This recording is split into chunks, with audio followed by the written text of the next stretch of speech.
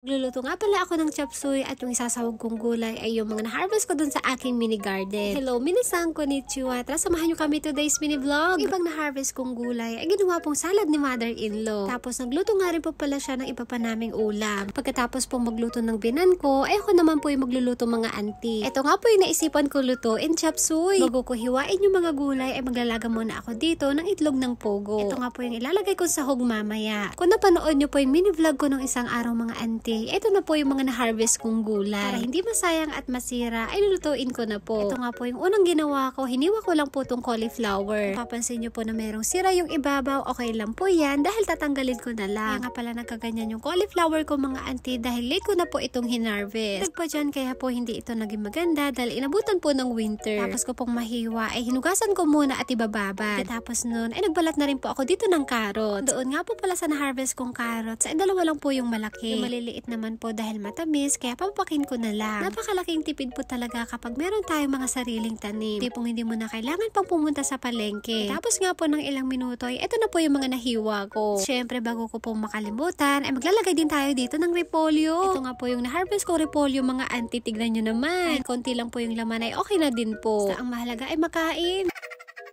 Tapos po na ilang minuto, eto na po lahat yung isasahog natin. Nagpainit na nga po ako dito ng kawali, tapos naglagay din ng mantika. Ito nga po yung una kong niluto, atay ng manok. Gusto ko lang po sabihin sa inyo mga auntie na hindi po ako expert sa pagluluto. Nung naluto na nga po itong atay, ay naglagay na ako dito ng bawang sibuyas, tapos sunod naman po yung carrots. Tapos nilagay ko na rin po lahat yung mga gulay. Napakadami ko nga pong niluto ng mga auntie, pero ako lang po yung kakain yan. Mga binan ko po, ay hindi sila mahilig sa ganitong pagkain. Kaya habang nagluluto po ako dito, ay nag-ihaw na din ako ng isda. Kasi mamaya mga auntie, hindi po magustuhan ng mga binan kong hapon itong niluluto ko. Dahil hindi na po kasya dun sa kawali, kaya nilipat ko na lang po ng lagayan. Pagkatapos ay nilagay ko na nga rin po itong repolyo. Habang hinihintay kong maluto, ay magbabalat na po ako dito ng itlog ng pugo. Napakadami nga nito mga auntie, nasa 20 piraso. Bali, nabili ko nga po pala ito sa supermarket. Parang ang sarap tuloy mag-quick-quick mga auntie.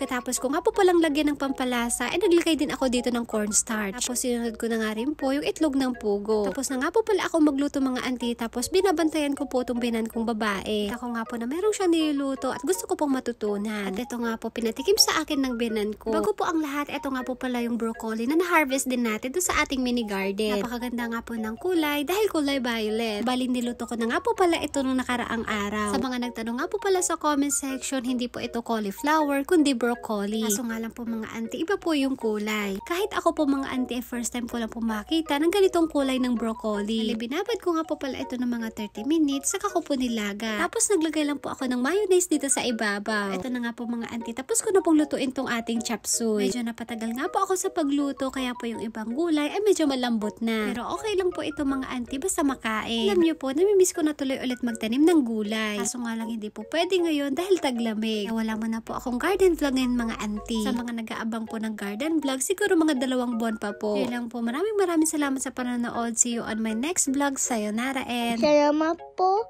auntie. Salamat.